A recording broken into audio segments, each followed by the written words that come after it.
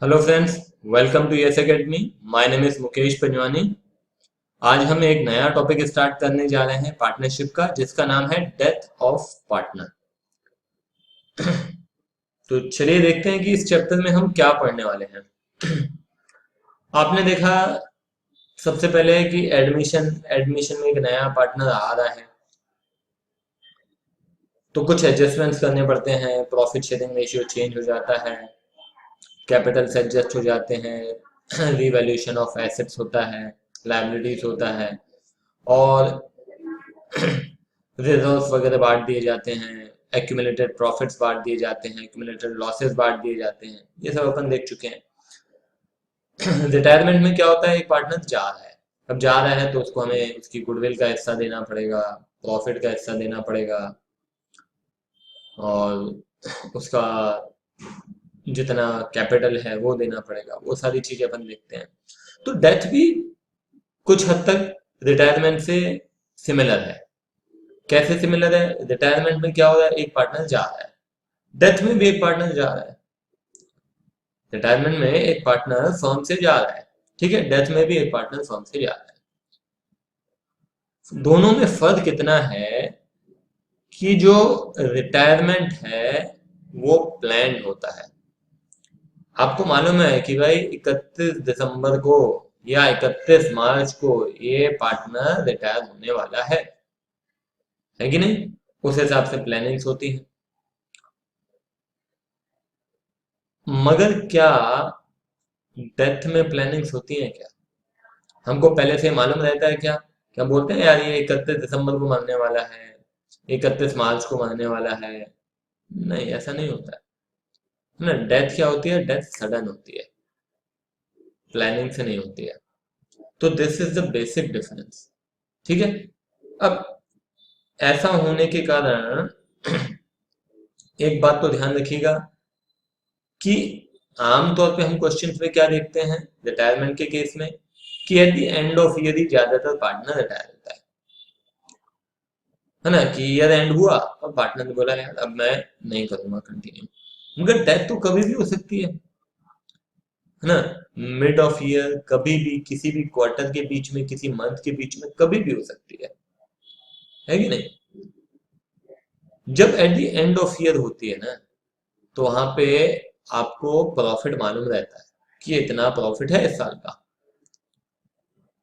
मगर यदि सडनली होती है डेथ, कभी भी डेथ हो जाएगी, तो आपको मालूम नहीं है।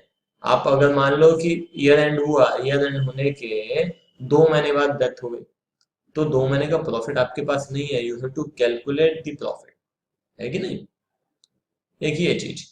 दूसरी चीज, जो रिटायरिंग पार्टनर होता है, आप उसी को पैसे देते हो जो भी उसका अमाउंट बनता है, सारी चीजों का, रिजर्व्स का, है ना, आपके एक्यूमुलेटेड प्रॉफिट्स हो गए, गुडविल हो गया, कैपिटल हो गया, उसी को देते हैं अपन। मगर डेथ में उसको तो दे नहीं सकते हो आप, क्योंकि वो तो है नहीं। तो किसको देंगे? हम वो पैसे देंगे एग्जीक्यूटर को। उसका जो भी लीगल रिप्रेजेंटेटिव होगा, है ना, उसकी वाइफ होगी या उसका बेटा होगा, बेटी होगी, वट, हम पैसे किसको देंगे? उसको देंगे। उसको हम बोलते हैं एग्जीक्यूटर, ठीक है। तो पैसे अब हमको पार्टनर को नहीं देने, बल्कि एग्जीक्यूटर को देने हैं। ये बात क्लियर है बिल्कुल? ठीक है। तो जैसा कि मैंने बताया कि प्रॉफिट रिटायरमेंट में आपके पास क्लियरली दिया रहता है, क्योंकि आमतौर पे eight the end of year he partner retire होता है, तो आपके पास प्रॉफिट मालूम रहता है साल भर का। मगर डेथ सडन होती है तो आपको मालूम नहीं है प्रॉफिट, क्योंकि प्रॉफिट हम कब कैलकुलेट करते हैं? At the end of year. आमतौर पे प्रॉफिट कब कैलकुलेट होता है? At the end of year, है ना। At the end of every month we don't calculate profit, है ना, है कि नहीं? तो अब क्या किया जाएगा? क्यों? क्योंकि जिस पार्टनर की डेथ हो गई है उसके एग्जीक्यूटर को आपको प्रॉफिट का हिस्सा तो देना है। भले ही वो 2 महीने, अगर वो पार्टनर रहा है तो 2 महीने का प्रॉफिट देना पड़ेगा, 3 महीने रहा है, 4 महीने रहा है, 50 दिन रहा है, 75 दिन रहा है, जितने भी दिन रहा है, हमको उसे उतने दिन का प्रॉफिट देना पड़ेगा, है कि नहीं? तो this is the main difference. This is the basic difference. So how to calculate that profit? This is a new thing in this chapter. तो यहाँ पे कैलकुलेशन ऑफ प्रॉफिट और लॉस, ये जो कैलकुलेशन ऑफ प्रॉफिट और loss है ये दो तरीके से होता है। एक on the basis of time, सबसे पहला on the basis of time, और दूसरा है on the basis of sale. ठीक है, on the basis of time and on the basis of sale. तो चलिए एक एक करके देखते हैं, एग्जाम्पल से समझने की कोशिश करते हैं, है ना। चलो पहला केस अपन एक बार देखते हैं, मैं एग्जाम्पल से समझा रहा हूँ, आपको समझ में आएगा। मान लीजिए क्वेश्चन में दिया हुआ है कि FY फाइनेंशियल ईयर 16-17 का जो हमारा प्रॉफिट है वो है 15,000। ठीक है, और मान लेते हैं कि ABC इन तीनों का प्रॉफिट शेयरिंग रेशियो था 1:1:1, और लिखा हुआ है C died on 30th June. His profit was calculated on the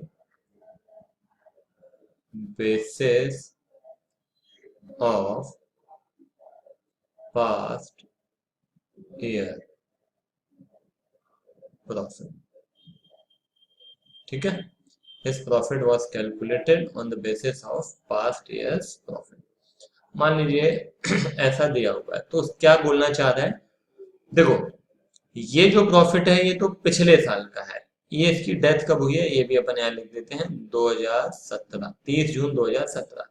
ये प्रॉफिट कब का है, ये प्रॉफिट है 1 अप्रैल 2016 से लेकर 31 मार्च 2017 का प्रॉफिट है। ठीक है, अब ईयर क्लोज हो गया, ईयर आपकी बुक्स बंद हो गई कब, 31 मार्च 2017, और उसके बाद 2 महीने के बाद अप्रैल मई जून, 3 महीने के बाद, अप्रैल मई जून 3 महीने के बाद इसकी डेथ हो गई।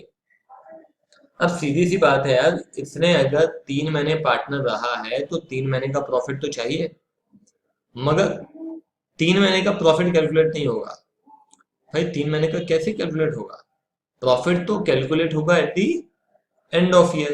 ये बात समझ रहे हैं हम, प्रॉफिट कब कैलकुलेट होगा, at the and of year. मगर यहाँ पे अब उसके उसका एग्जीक्यूटर जो है, उसकी वाइफ, उसके बच्चे, वो आपके सामने खड़े हैं और आपको बोल रहे हैं कि भाई हमको 3 महीने का प्रॉफिट दे दो। प्रॉफिट कैसे कैलकुलेट होगा, तो हम यहाँ पे क्या एक रास्ता निकाल रहे हैं, हम बोल रहे हैं कि भाई पिछले साल का जितना प्रॉफिट था उतना ही प्रॉफिट हम इस साल भी मानेंगे। ठीक है, या तो ऐसा मान लो, या ऐसा मान लो कि पिछले 3 साल का जितना एवरेज प्रॉफिट था उतना इस साल का प्रॉफिट मान लो, पिछले 4 साल का जितना एवरेज प्रॉफिट था उतना इस साल का मान लो, पिछले 5 साल का जितना एवरेज प्रॉफिट था उतना इस साल का प्रॉफिट मान लो, या पिछले साल का जितना एवरेज जितना प्रॉफिट था उतना इस साल का प्रॉफिट मान लो। इस तरीके से क्वेश्चन के अंदर दिया रहेगा। यहाँ पे अपन ने क्या अज्यूम किया है कि पिछले साल का ही प्रॉफिट इस साल का प्रॉफिट है।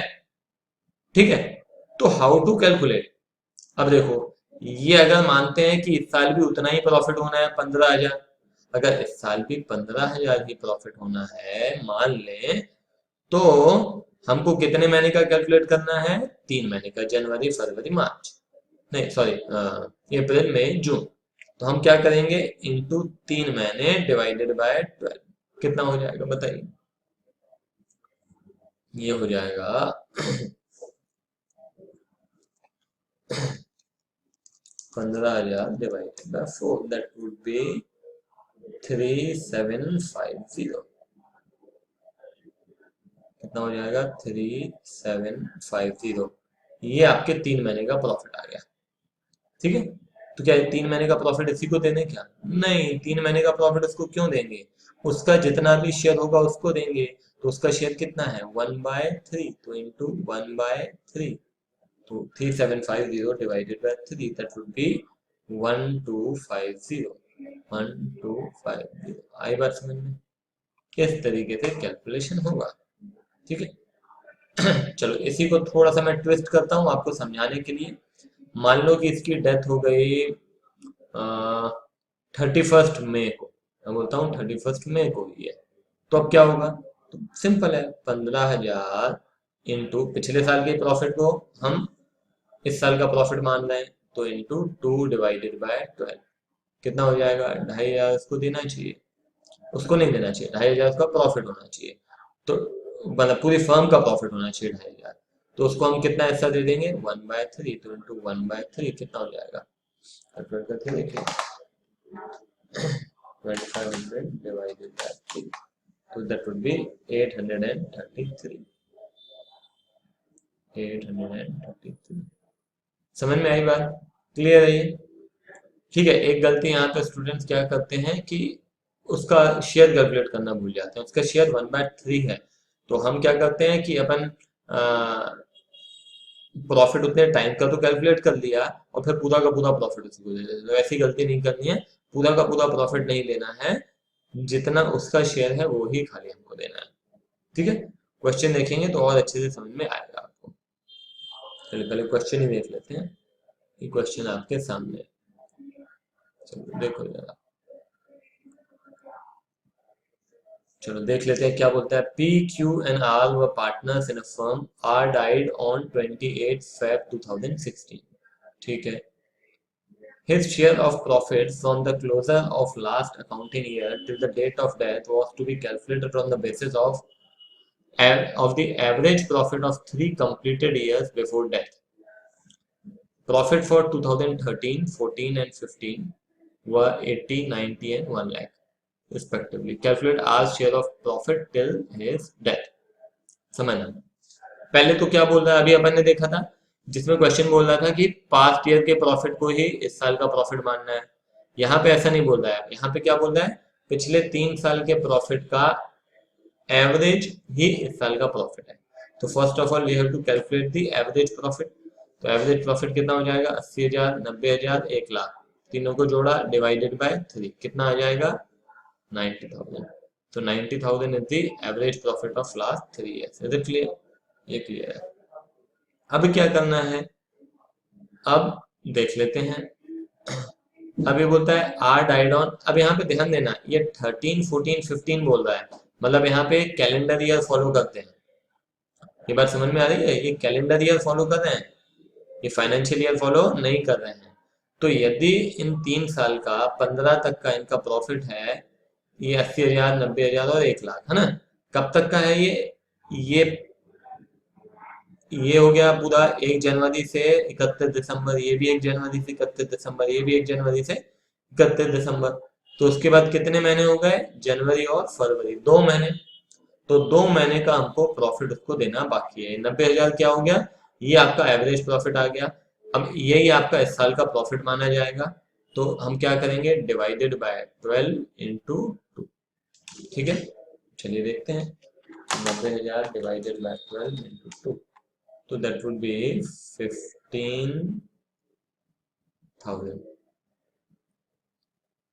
ठीक है। 15,000 इज प्रॉफिट ऑफ 2 मंथ। अब ये तो 15,000 टोटल प्रॉफिट हो गया ना, पूरी फर्म का प्रॉफिट है ये। तो उसको कितना हिस्सा देना है हमको? उसका शेयर लिखा हुआ है क्या कहीं? देखो, नहीं लिखा है।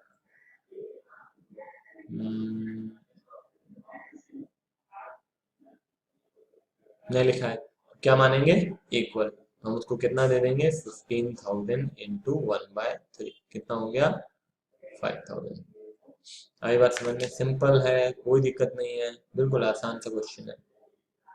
समझ में आया कि नहीं आया? अब हमने अभी क्या देखा? हमने एक देखा on the basis of time. ठीक है। यहाँ पे 2 केसेस से आपने देखा, एक on the basis of time और दूसरा on the basis of sale. तो सेल का भी एक एग्जाम्पल पहले अपन ले लेते हैं, समझ लेते हैं, फिर क्वेश्चन पे आ जाएंगे अपन। ये सेकंड केस। अभी मान लो कि FY16 और 17 की जो सेल है वो मान लेते हैं कि 60,000 रुपए है, और जो हमारा प्रॉफिट है वो मान लेते हैं 15,000 है। ठीक है, ये FY16-17 की बात कर रहे हैं, है ना। सी डाइड ऑन, अपन मान लेते हैं चलो 30th जून 2017। ठीक है, और मैं बोलता हूँ sale of the firm till his death was rupees, मान लेते हैं अपन 1 लाख, नहीं 1 लाख तो हो ही नहीं सकती है, मान लेते हैं 10,000। ठीक है, sale of the firm till his death was 10,000। Find the share of profit for C, है ना। If the profit is to be calculated on the basis of sale of previous year। अच्छे से पहले आप लोग समझ लो।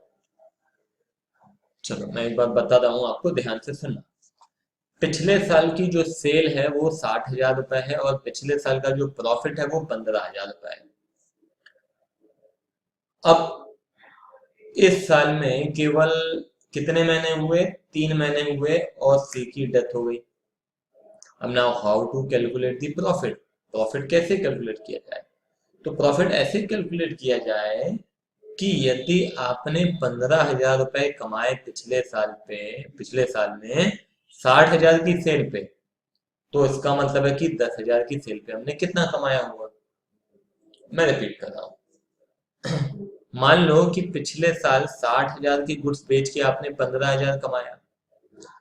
अगर मान लो कि इस साल भी 60,000 की सेल होती है, तो हम क्या मानेंगे?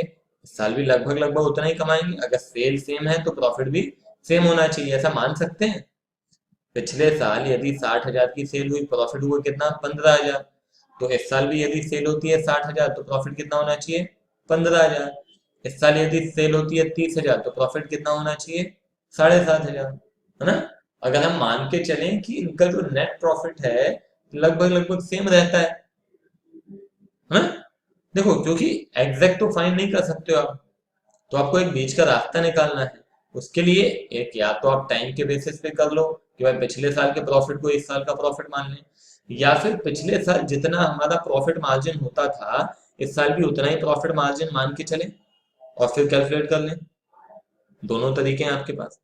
तो यदि हम 15,000 कमा रहे हैं 60,000 की सेल पे, तो 10,000 की सेल पे हम कितना कमाएंगे? सिंपल। आई एम रिपीटिंग, मैं बोल रहा हूं, अगर आप 15,000 रुपए कमा रहे हैं 60,000 की सेल पे, तो 10,000 की सेल पे कितना कमाएंगे? It is very simple thing.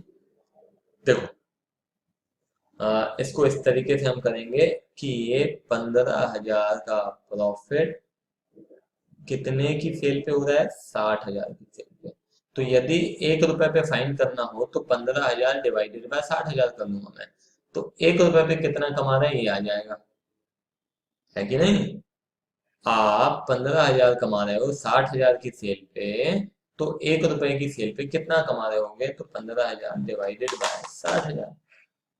ठीक है, जितना भी आ जाएगा। अगर आपको चाहिए अब 10,000 की सेल पे कितना कमा रहे हैं, तो इंटू 10,000 कर दो, तो कितना आ जाएगा? ये आ जाएगा 2,500। तो जब मैं 15,000 डिवाइडेड बाय 60,000 कर रहा हूँ, तो मतलब मैं 1 रुपए का प्रॉफिट निकाल रहा हूँ कि 1 रुपए पे कितना कमाया, और इंटू 10,000 कर रहा हूँ, तो ये कैलकुलेट कर रहा हूँ कि 10,000 पे कितना कमाया। ठीक है, तो रटने की जरूरत नहीं है, समझने की जरूरत है, दैट इज मोर इम्पोर्टेंट। मगर उसको भी, उसके बाद भी अगर आपको समझ में नहीं आता है तो फिर रख लो। ठीक है, मैंने कोशिश की है कि आपको समझ में आना चाहिए, दैट इज मोर इम्पोर्टेंट। तो 15,000 रुपए यदि हम 60,000 की सेल पे कमा रहे हैं तो 10,000 की सेल पे कितना कमाएंगे? तो 15,000 डिवाइडेड बाय 60,000 करने से 1 रुपए का प्रॉफिट आ जाता है। और 1 रुपए का प्रॉफिट, उसके बाद आप जितने से जितने का भी प्रॉफिट चाहते हो उससे मल्टीप्लाई कर दो। 10,000 पे प्रॉफिट चाहते हो तो 2,500 हो जाएगा। तो 2,500 हो गया अब हमारे इस साल का profit till the time of his death. ठीक है, और उसमें उसका जितना भी शेयर होगा, उसका शेयर मान लो 1/3 है तो 1/3 हो जाएगा 833.33। उम्मीद करता हूँ कि समझ में आया होगा, और नहीं भी आया होगा तो अभी एक क्वेश्चन और देखते हैं, फिर से एक्सप्लेन करूंगा, समझ में आ जाएगी बात। चलिए क्वेश्चन आपके सामने है, ये देखिए क्या बोल रहा है, X Y and Z are sharing profits in the ratio 2:2:1। Y died on 30th June 2017. ठीक है, accounts are closed on 31st March. Sale for the year ended 31st March 2017 amounted to 6 lakh.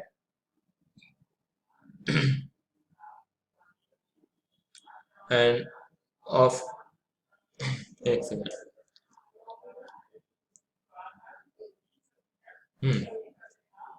ठीक है, बोल रहा है sale for the year ended 31st March 2017 amounted to 6 lakh. Sale of rupees 2 lakh amounted between 1st April and 1st April 2017 to 30th June 2017।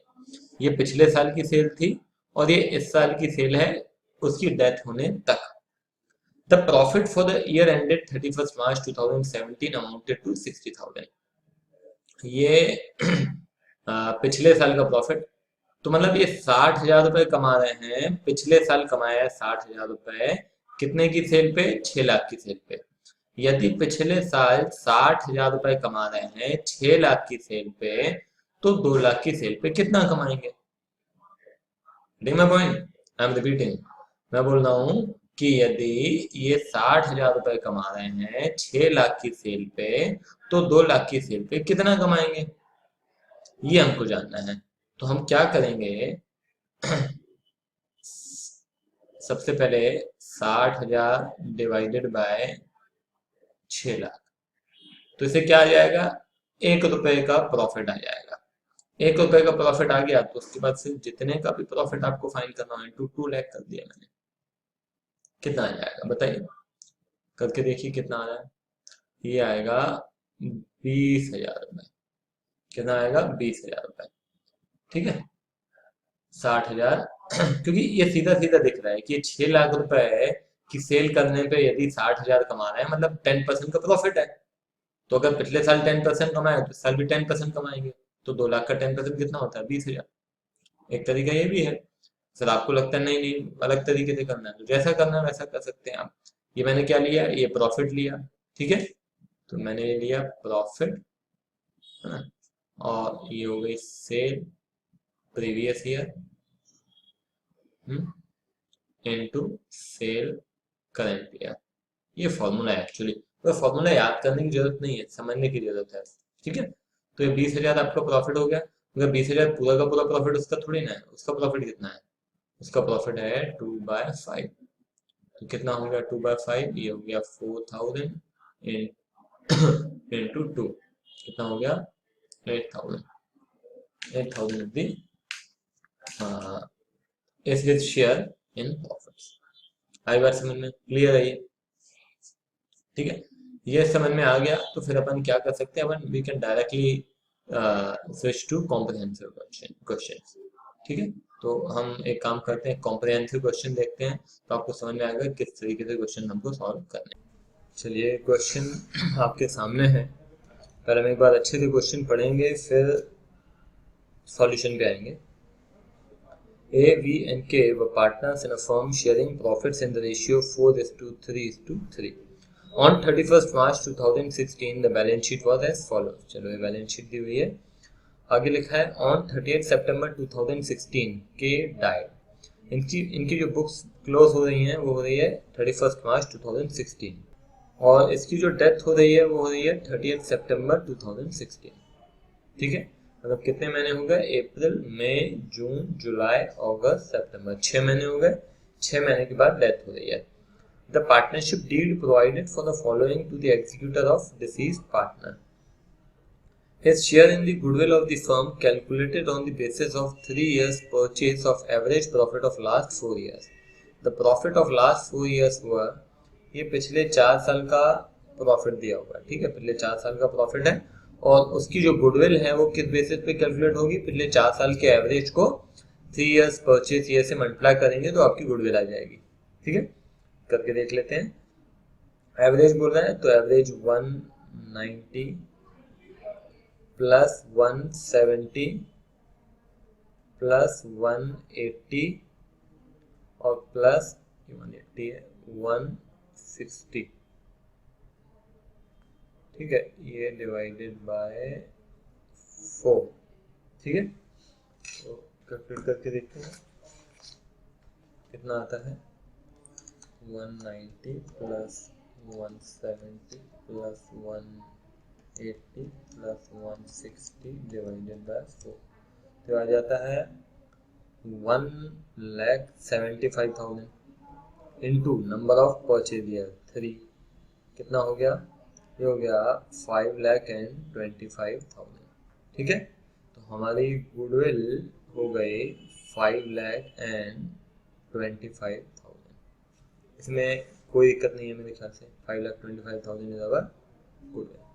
उसमें उसका हिस्सा कितना है, किसकी डेथ हो रही है, के की, तो के का हिस्सा देखिए कितना है, ये है के 3/10, तो 5,25,000 इंटू 3 डिवाइडेड बाय 10, तो हमको उसे देना पड़ेगा कितना, 1,57,500 इतना हमको देना पड़ेगा। ठीक है, ये हो गया उसका प्रीमियम फॉर गुडविल। अब आगे देखते हैं।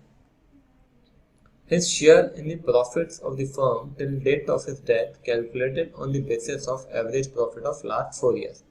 उसका प्रॉफिट भी हम कैसे कैलकुलेट करें वो भी समझ लो। His share in profit of the firm till date of his death calculated on the basis of average profit of last 4 years.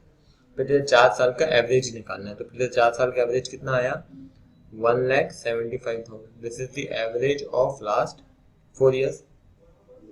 ठीक है, ठीक है, ये पिछले 4 साल का प्रॉफिट इस साल का प्रॉफिट मानेंगे, और इस साल का प्रॉफिट यदि 1,75,000 है तो हमको कितने महीने का निकालना है, 6 महीने का, तो into 6 divided by 12, that would be 175 divided by 2, ये हो जाएगा 87,500। मगर ये पूरा प्रॉफिट उसी का है क्या, नहीं, पूरा प्रॉफिट उसका नहीं है, उसका प्रॉफिट है 3/10 डिवाइडेड बाय 10 इंटू 3, तो ये उसका प्रॉफिट हो गया, प्रॉफिट इसका हो गया 26,250। ठीक है, 26,250। क्लियर है, ये समझ में आया। ये प्रीमियम फॉर गुडविल उसका कितना है, उसका प्रॉफिट में हिस्सा कितना है।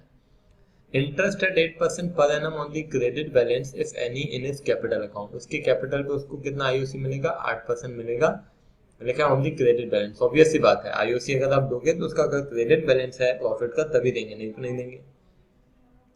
तो यहाँ देखते हैं कि के का बैलेंस कितना है। के का तो कोई के का ये देखो डेबिट बैलेंस है। डेबिट बैलेंस है मतलब उल्टा उसने कोई पैसा फॉर्म में नहीं लगाया, बल्कि उसने हमसे उल्टा कैपिटल लिया हुआ है, विड्रॉ किया हुआ है, तो उसका इंटरेस्ट तो सवाल ही नहीं उठता हम देंगे। बात समझ में आ रही है। अगर मैंने फर्म को पैसे दिए हैं तो मैं इंटरेस्ट ले सकता हूँ, अगर मैंने फर्म को पैसे नहीं दिए, उल्टा फर्म से मैंने लिए हैं, तो क्या मैं इंटरेस्ट लूंगा, क्या नहीं, तो कोई यहाँ पे इंटरेस्ट ऑन कैपिटल नहीं रहेगा। इंटरेस्ट ऑन इस लोन एट 12% पर एनम, तो ये लोन आ गया, ये केस लोन है कितना, 28,000, उसका कितना 12%, तो 28,000 इंटू 12% कितना हो गया, 3,360। 28,000 का 12%, 12/100 इंटू 6/12, क्योंकि 6 महीने का ही देंगे ना। कब से कब तक का? 1 अप्रैल से लेकर 30 सितंबर तक का, है ना। तो 28,000 इंटू 12%, 6 महीने का हो जाता है 1680। ठीक है, तो यहाँ पे आ गया interest on loan is equal to 1680, बराबर है। बस यही चीजें देनी है। ठीक है, तो एक काम करते हैं, चलो सबसे पहले हम एक पार्टनर्स कैपिटल अकाउंट का फॉर्मेट बना लेते हैं। ठीक है, मैं फॉर्मेट बनाता हूँ। चलिए, ये फॉर्मेट आपके सामने है। तो सबसे पहले क्या करते हैं अपन, हमको उस पार्टनर को क्या क्या देना है ना। ये हम उसका अकाउंट बना रहे हैं, केस कैपिटल अकाउंट।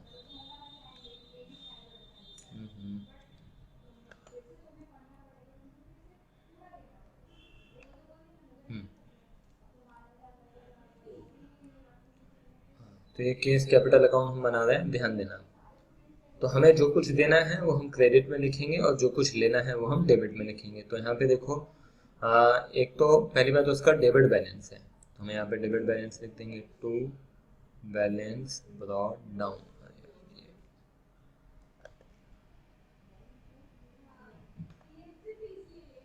एक सेकेंड, देखिए इसमें सबसे पहले अपन ने लिखा टू बैलेंस ब्रॉट डाउन। क्या देना है? ये लेना है, 13,000 रुपये हमको लेना है, तो हमने यहाँ पे लिख दिया। उसके बाद केस लोन है, तो ये हमको आखिरी में क्या बोलता है, देखो, prepare case capital account to be presented to his executor assuming that his loan and interest on loan were transferred to his capital account। तो फाइनली जब उसकी डेथ हो रही है तो जो भी पैसे लेने देने हैं वो सब क्लियर करना है हमको। तो के से हमने जो लोन लिया हुआ है वो भी हमको देना पड़ेगा, तो हम यहाँ लिखेंगे बाय केस लोन। कितना हमने लोन लिया था से? 28,000, और उस 28,000 रुपये पे हमको ये 1680 ये भी देना है। याद होगा आपको, हमने कैलकुलेट किया था 6 महीने का 1680, ये भी हमको देना।